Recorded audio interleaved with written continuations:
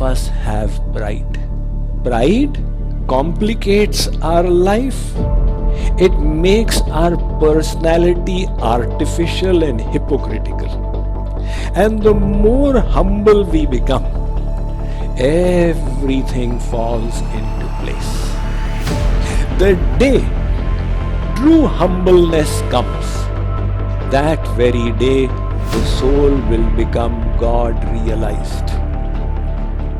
In the Bhagavad Gita, Lord Krishna has declared, Samoham sarva bhuteshu name dveshyosti na priyah. Arjun, I am samadarshi, equitable towards everybody. Name dveshyosti na priyah. Nobody is particularly dear to me, nor am I hateful towards anyone. But the same Lord, Naradji is saying, hates one thing and loves another thing. What is it that he hates? It is the ego, the pride.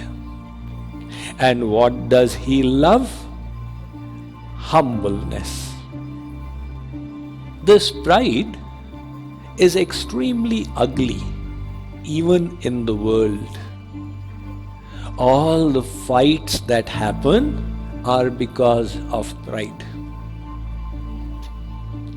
There is a book, What They Don't Teach You in Harvard Business School. It was very famous in the 1980s, this book. But there he writes that most executives are a ball of ego with hands and feet sticking out. That is the reality of the matter, and that is the cause of all tensions and anxieties.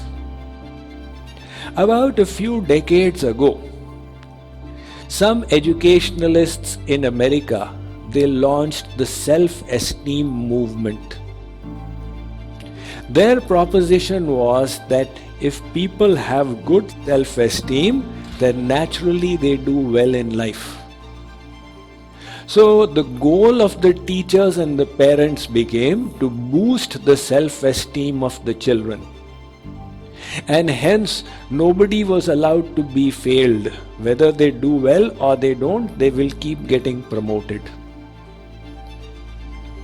They were creating these people who were coming students who were graduating from the education system with bloated self-esteem,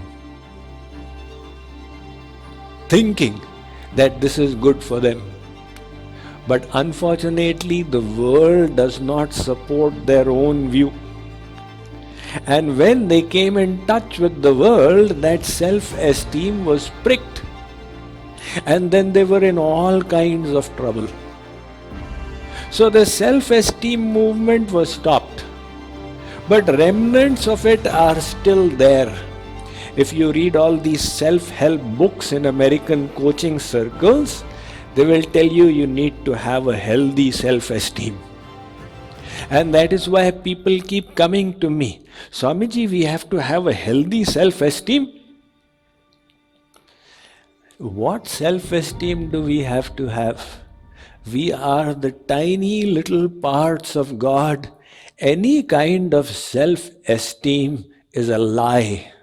It is falsehood. The real self-esteem is, I am a servant of God. That is the self-esteem of Hanuman. Asa abhiman jai jani bhore, main sevak raghupati pati more. He says that I am proud to be the servant of the Supreme Lord. I am proud about that. This humbleness, the more we develop, the healthier our personality will become. You know, some people have an inferiority complex. Where does it come from? A desire to be superior that is not getting fulfilled, resulting in an inferiority complex. And if you destroy the pride, who am I? What is there to be proud about? All the inferiority complex will also finish. Now, stage fright is considered the biggest fear in the world after death. Right? But if you get to the root of it, then analyze, why does this come? It is all pride. What will the others be thinking about me? So what I wish to say is that pride complicates our life. It makes our personality artificial and hypocritical. And the more humble we become, everything falls into place. Most importantly, we attract the grace of God. That is why this word ego is an acronym edging God out. Why is the ego coming? When we are forgetting God. A firefly, the jugnu, can have pride. Oh, look, I am a light creating creature. It can be proud of it. But when the sun rises, can the jugnu be proud any longer? Of course not. It is only in the absence of the sun that the firefly can think, yes, I am something. In the same way, we make one house and say, मैंने भी क्या कमाल कर दिया. That's because we forget that Brahma ji made the whole world and Mahavishnu manifests infinite universes. If we bring the greatness of God to our mind, we have absolutely nothing to be proud about. So pride means forgetting God. And that is why God dislikes it. Moment pride enters, His grace disappears. That is why Saint Kabir said, जब मैं था तब हरि नहीं, अब हरि है मैं नाही. When I was there, then God was not present. Now God is present, the I has disappeared. Prem gali ati sankari yame dvaina samahi. The street of divine love is very narrow. Only one personality will remain there.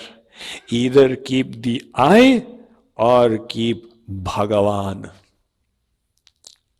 The pride is of two things primarily. What I have. Although we don't have anything, but whatever it is, our intellect in the material state is making a big deal out of it. Yauvanam dhana sampatti prabhutvam avivekita ekaikamapyanarthaya kimu yatra chatushtayam. The basic things that cause pride. Yauvanam, yuvavastha. In youth, it's natural to feel proud. Prapte tu shodashe varshe gardhabhi chapsarayate. At the age of 16, even a gadhi, the female donkey, thinks she's an apsara. And the gadha thinks he is Kamdev. He keeps a comb and keeps combing his hair all the time. And the ladies have their own. There was one lady, she came to meet me and she kept doing this. I said, what is this? She said, Swamiji, this is a hairstyle called flick.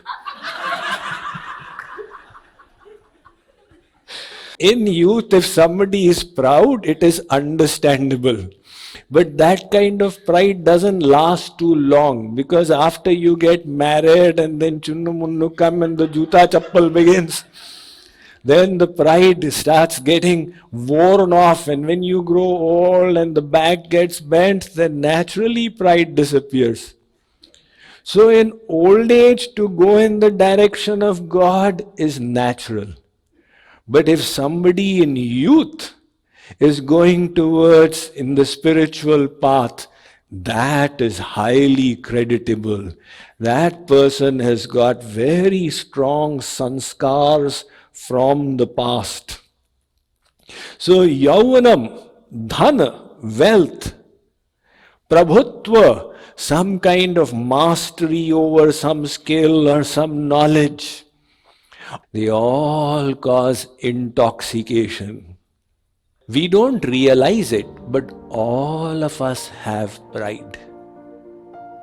You see, the pride resides in the intellect. So the intellect is unable to know that I have pride. It is only the Guru who can understand this pride is causing the problem. On a lighter side, I have heard of this elephant who was going by, and a mouse saw the elephant. He said, "Mr. Elephant, can you please step aside?" He called it aside from the herd.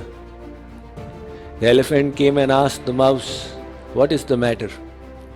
The mouse said, "I have lost my short pants. I want to know if you are wearing them." That is pride. You will say this mouse was totally crazy. But such is the state of the human intellect in the Maya-dhin avastha, in this material bondage. We all have our pride of little things. And the second is the pride of doership. You do something and become proud of it. There's a story that one man of Greece, he went to Socrates and he was talking about the big house that he had made. So Socrates got a map of Greece and he said, "In this map, where is the city where you live in?" So in a map, the city was a little dot. In that, where is your colony? The colony was obviously a dot within the dot. And in that colony, where is your house?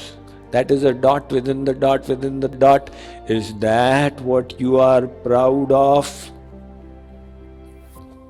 So this pride that I am the doer and I am like this. The humble thoughts are the reverse of this. Yat kritam, yat karishyami, tat sarvam namaya kritam, tvaya kritam tu phalabhuk tvameva madhusudana. O Sri Krishna, whatever I did not do it.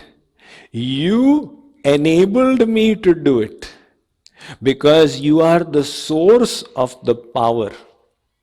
And the enjoyer of the fruits of this work is also you. So we need to repeatedly practice these humble sentiments. Now you ask yourself, do I have pride? And you'll get the answer, no, I don't have. Whom did you ask? I asked my intellect. Swamiji said we all have pride. Do I have pride? So what did the intellect say? Intellect said, of course not. You see, the intellect will not be able to figure this one out. You will have to ask the saints and the scriptures. Once, the Mohammedan Badshah Akbar was on his elephant touring his city of Delhi. A drunkard was standing by the side of the road. The drunkard looked at the king on his elephant. He said, "Kyon bhe, hathi bechega?" Hey you, will you sell me your elephant? Akbar was indignant. Gross insult. One of his citizens asking whether he will sell the elephant. Akbar told Birbal, let this person be brought to my court tomorrow. Now that drunkard came back to his senses and he realized he was done for. He went to Birbal and said, "Oh wise minister, please help me save my life." Birbal taught him a strategy. The next day, when this drunkard came to the king's court, Akbar said, "You asked me if I'll sell my elephant to you?" That drunkard said, "Huzur, how could I ever say such a thing? You are Badshah Salamat. I am an ordinary person. I don't even have money to buy an elephant. And if I had, why would I buy from you? I'd go and buy from the market." Akbar said, "I heard somebody say it. If it was not you, then who was it?"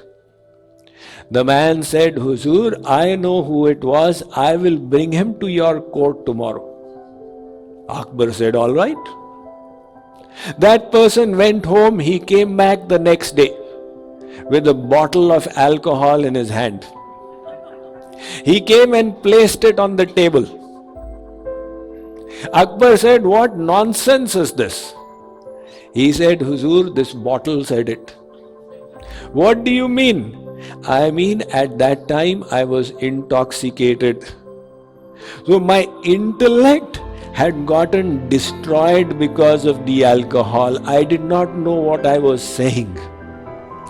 Now that intoxication has disappeared, I am back to my senses. If you wish to punish anybody, punish the intoxication."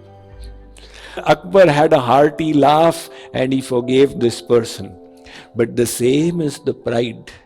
We are all intoxicated in it and we don't realize that the pride is the number one obstacle on this spiritual path. It is what is preventing us from speedy progress.